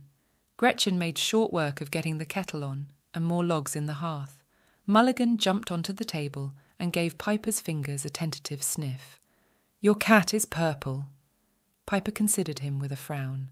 "My familiar is purple," Gretchen corrected. "Mulligan is a protector of sorts, and I think he likes you." Her feline smooched the girl's cheek, and Gretchen was glad he was making an effort to make the girl feel welcome. There was nothing more comforting than a familiar when a witch was down, and in time. "I'll be right back, Piper." Gretchen pushed a steaming mug in front of her and shuffled off to Great Aunt Esme's old room. It had become a dumping ground, as spare rooms are wont to do, and turning it into a functional bedroom again would take a lot of work. But there was a particular chest in the corner that held old family heirlooms, one of which was the Mirkwood familiar stone, something she hadn't needed since... Well, Mulligan was getting on, and the bind between witch and familiar lent creatures extra years. The timing couldn't be more perfect, Gretchen mused, with a child in need of some Christmas cheer. She couldn't think of anything more fitting than a familiar for a gift after such a horrid evening. Gretchen smiled as she weighed the stone in her palm, remembering her first magical companion, a belligerent lizard named Gerald, who got in Aunt Esme's bad graces on more than one occasion when he startled her in the garden. He did a stellar job of keeping the flies at bay, though. She returned to the kitchen, where Piper had her hands wrapped around a mug, the bags under her eyes starkly contrasting with her youthful features. "It's been a tough night, kiddo.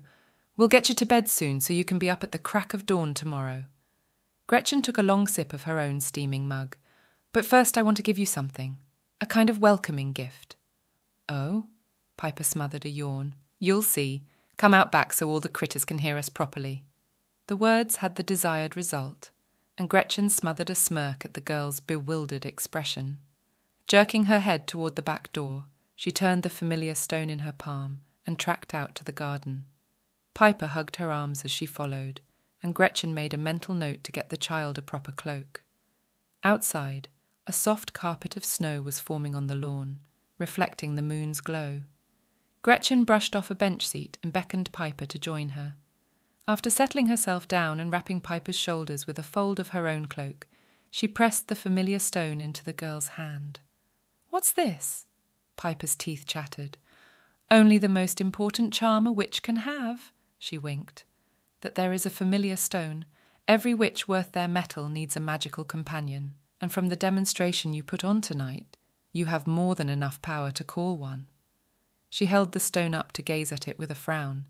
"This rock summons cats." Gretchen snorted with laughter and shook her head.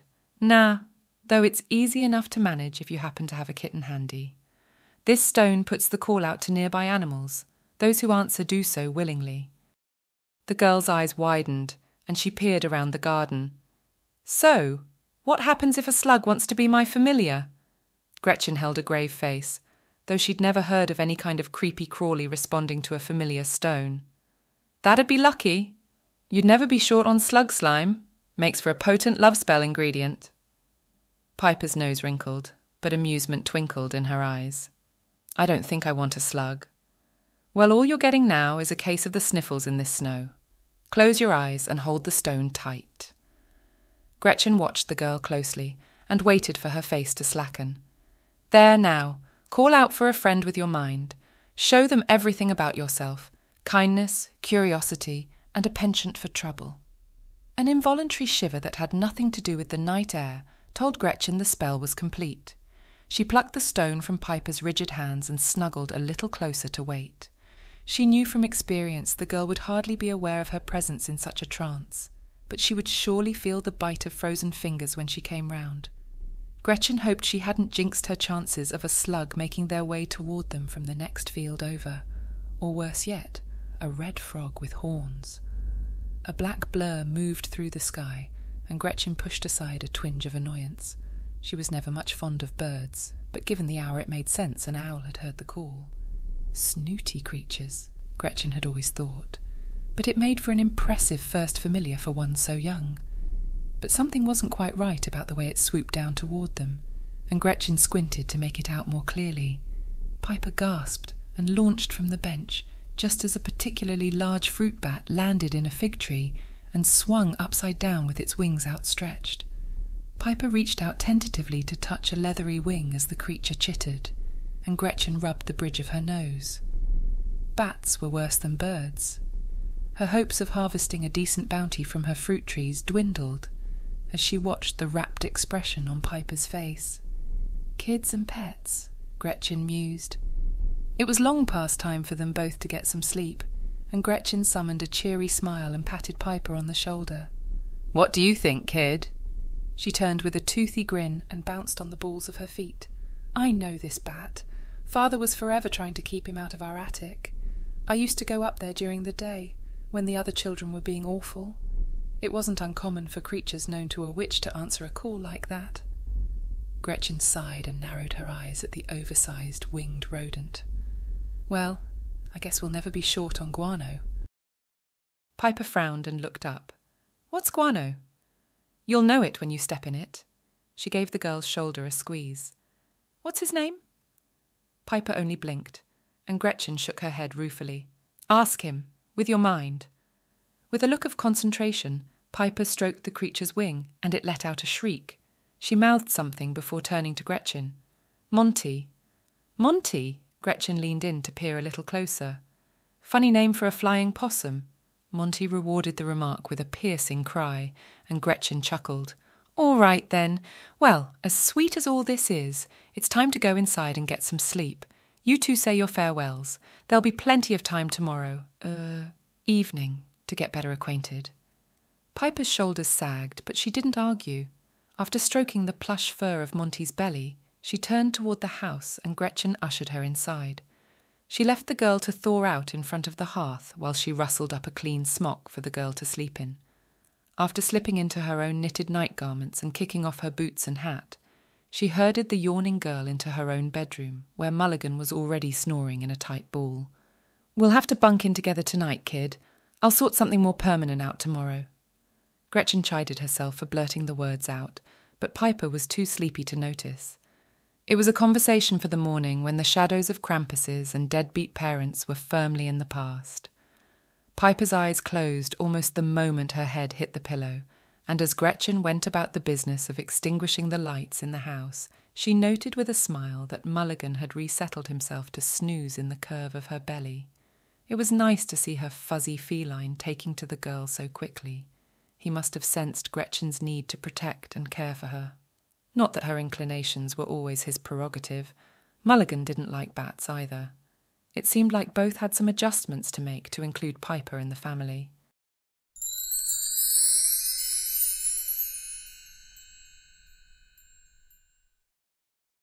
Chapter 8. Gretchen felt a little bad that she didn't have a gift for Piper in the morning, but the girl didn't seem at all disappointed and asked eager questions at the kitchen table while eating a hearty breakfast of ham and eggs. "But I heard he eats people." "Jürgen!"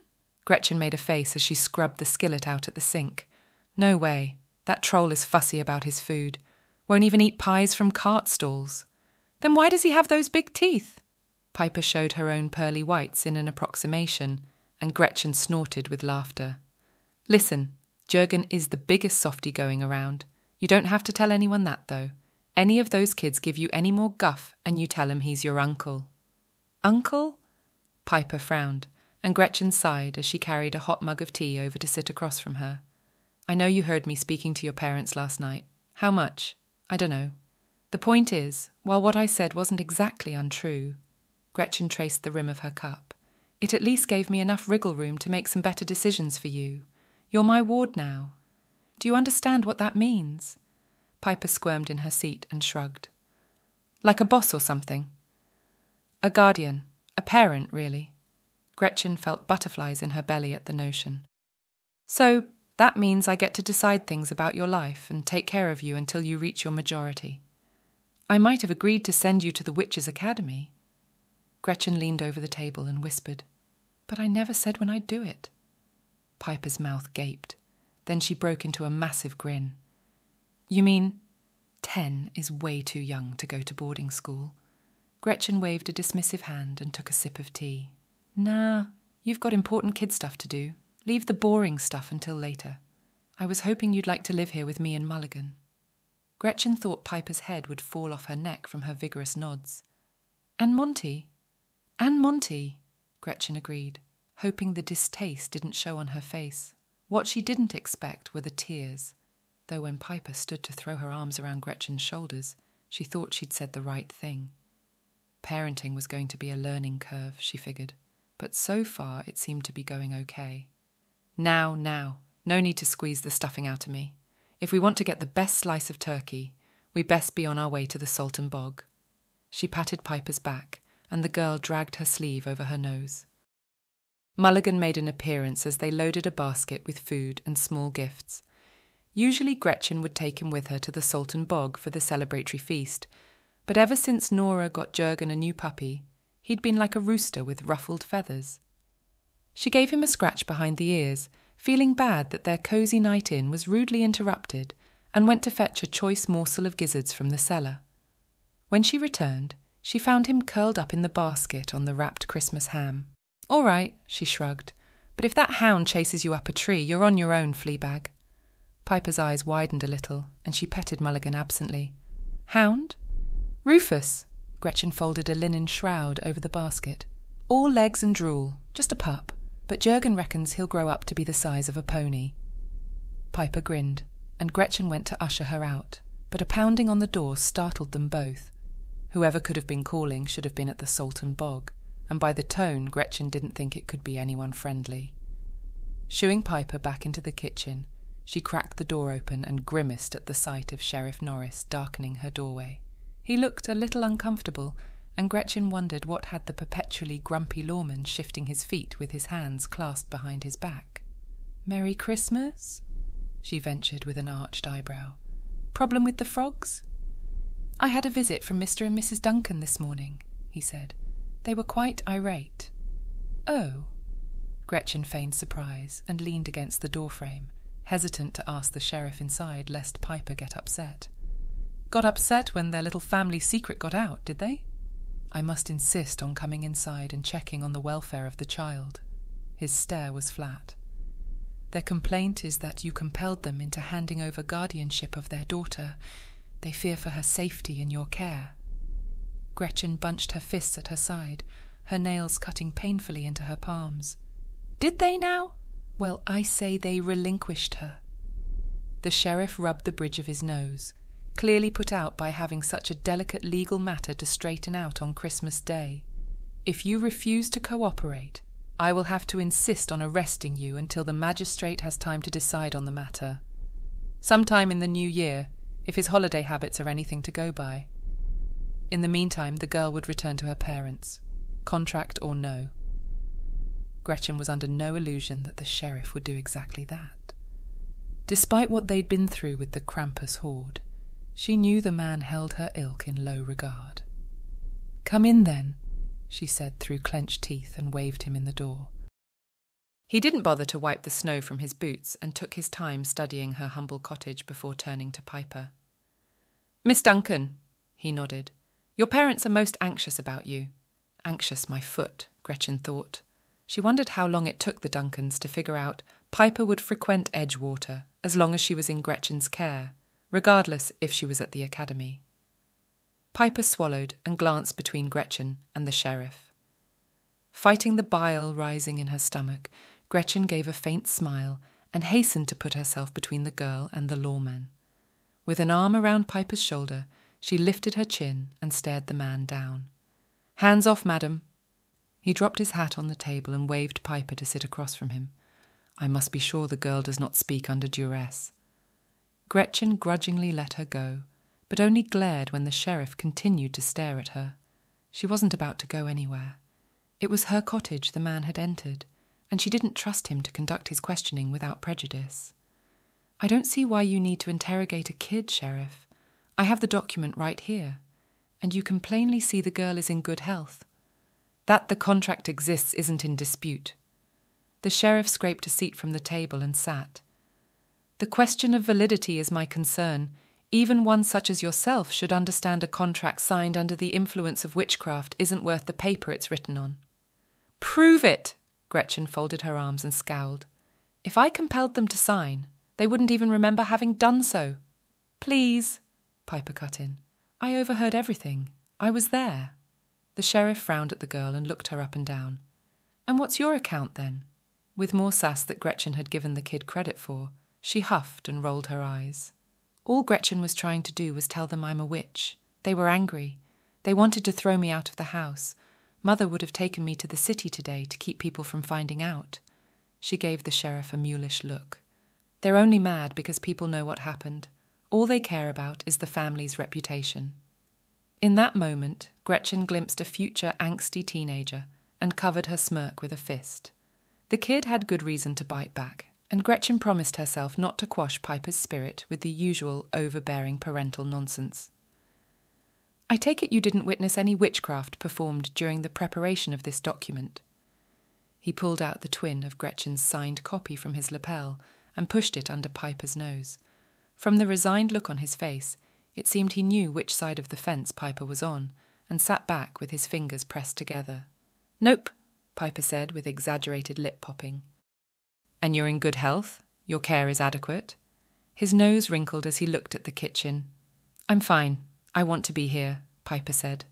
Gretchen's heart skipped a beat, and she gripped the countertop to keep from making some undignified exclamation. The sheriff sighed and stood, then clapped his hat back on his head. "The situation is complex." He cleared his throat. "While I can make no assertions one way or the other on the matter of compulsion, I will advise the Duncans they may seek to bring the matter to the magistrate to decide." With the ghost of a smile on his lips, he shrugged.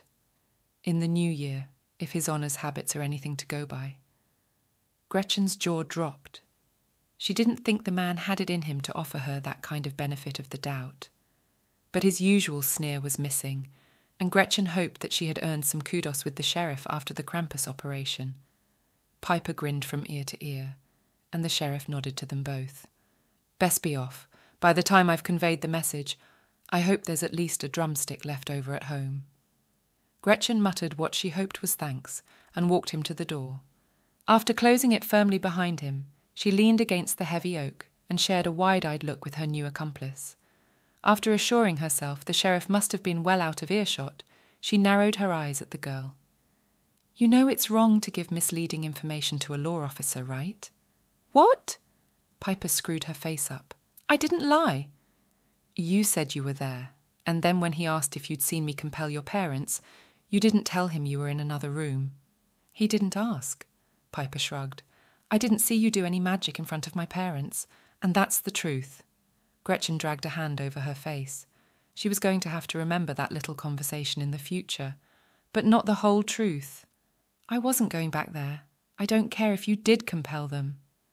Gretchen supposed that what was good for the goose was good for the gander, and smacked her lips before confessing, "Maybe not compelled, but I did use a bit of glamour to give them a good shock.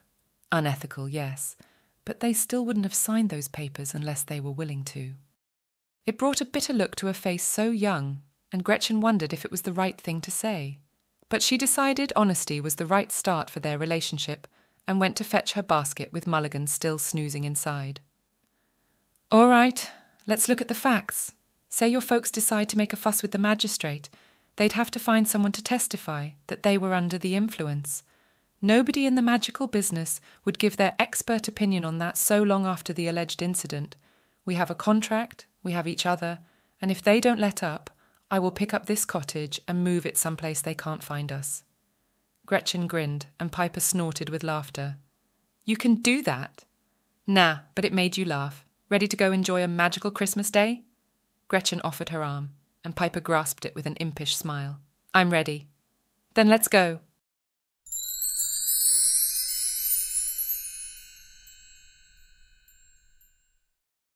Bonus epilogue. Finally out the door with her basket in tow, Gretchen locked up her cottage and smirked at Piper's confused expression. "But how will we get there?" Piper glanced around the yard, and her eyes fell on the empty broom rack above the doorway. "Don't you fly?" Gretchen didn't like her chances of balancing a basket and a 10-year-old on her mischievous vehicle and said as much. "There'll be plenty of time for broom riding later. For now, we use it to carry the basket and take a good old-fashioned walk." She pressed an old cloak into Piper's hand and helped to pin it up around her ankles.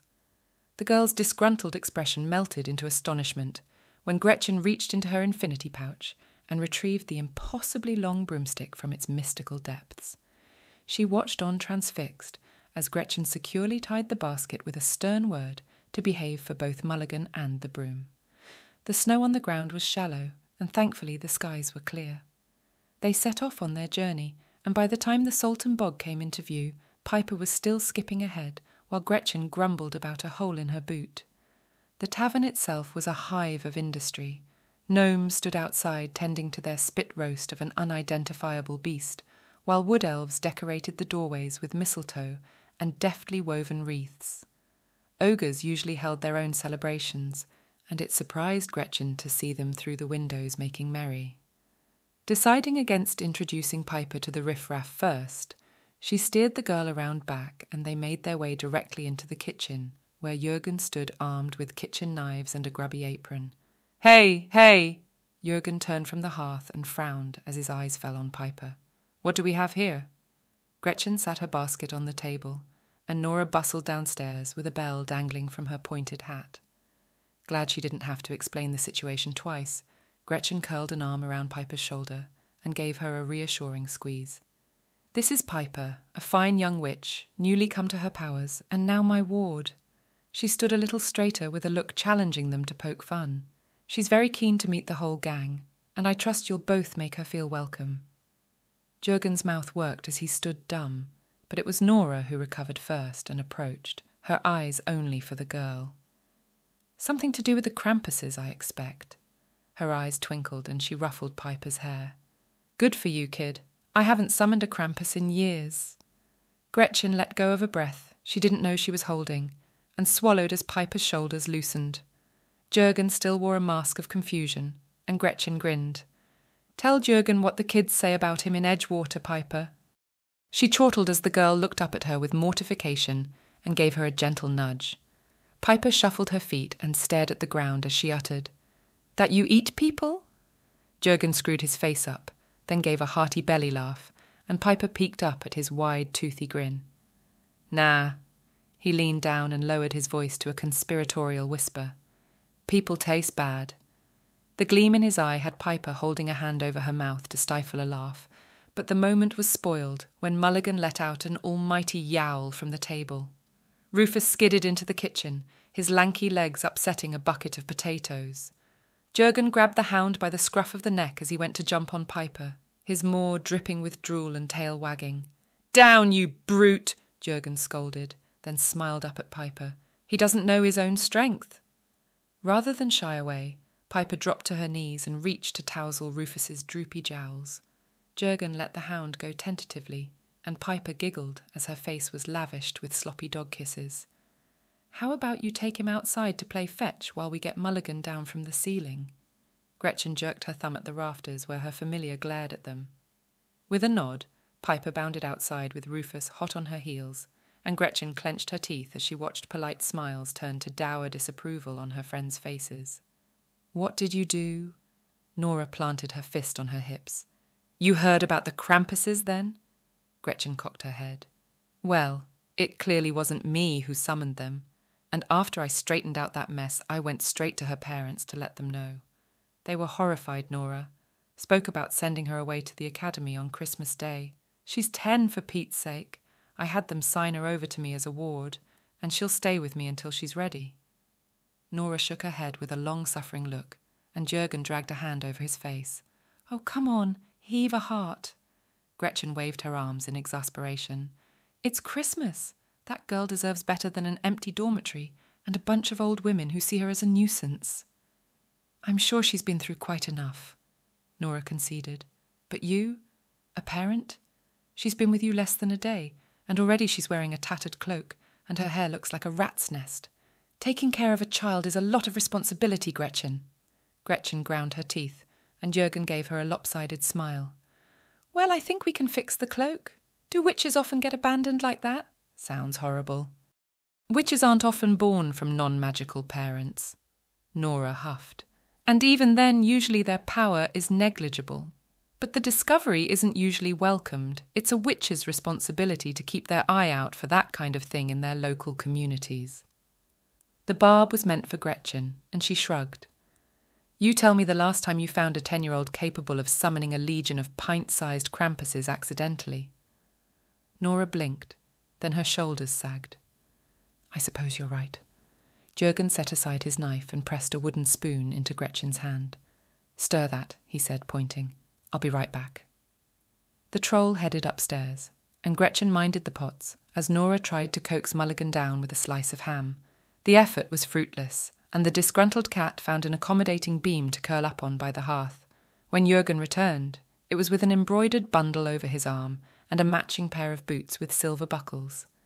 He held up the small cloak, a fine plum colour lined with fur, and Gretchen let out a low whistle. "Where do you find those?" "Old Thomas's things." Jürgen laid the items out over the table. I don't know if he ever had a lady friend, but he kept these carefully wrapped in his own room.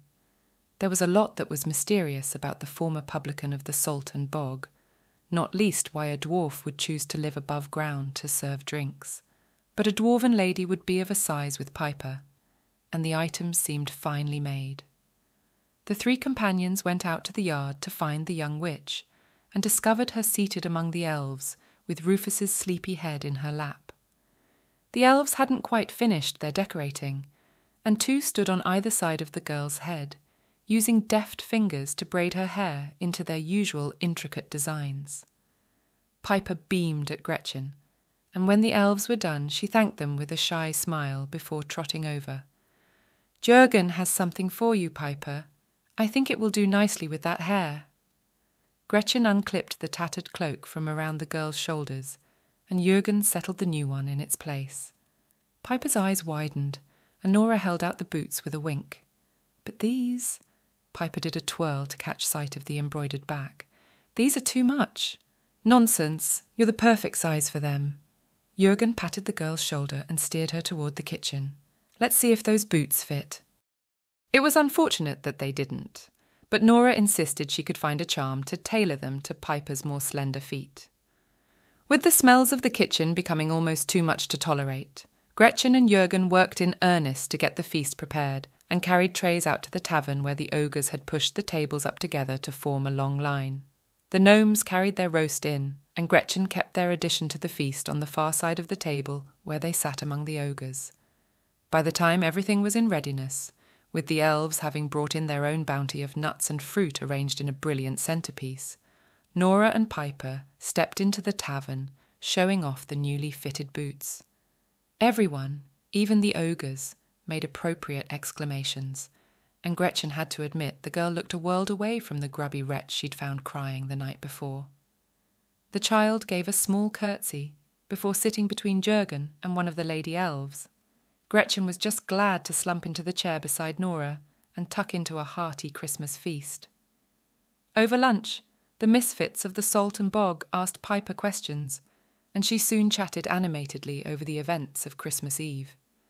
From the Krampuses right through to the acquisition of a new familiar, she held the room's attention, and it heartened Gretchen to see the crew take such interest in her new companion. She hoped the festivities were enough to wash her parents' horrid words from Piper's mind, and jolted when Nora brought her boot down on her foot under the table. Nora leaned in close, mulled wine heavy on her breath, and gestured with her goblet to the girl.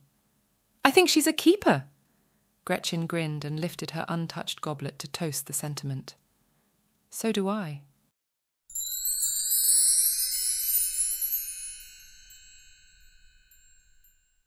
Thank you for joining me on this festive journey through A Very Crampy Christmas, Episode 8 of the Gretchen's Misadventures series. If you've enjoyed the story, don't forget to subscribe to my channel for more enchanting readings and fantastical tales. Share your thoughts on this epic misadventure or recommend your favourite fantasy reads in the comments below. Your insights are the magic that keeps this community thriving. If you're ready for more of Gretchen and her mystical escapades, give this video a thumbs up and hit the notification bell to stay updated on all things magical right here. Until our next adventure, may your books be filled with wonder and your days with magic. Happy reading!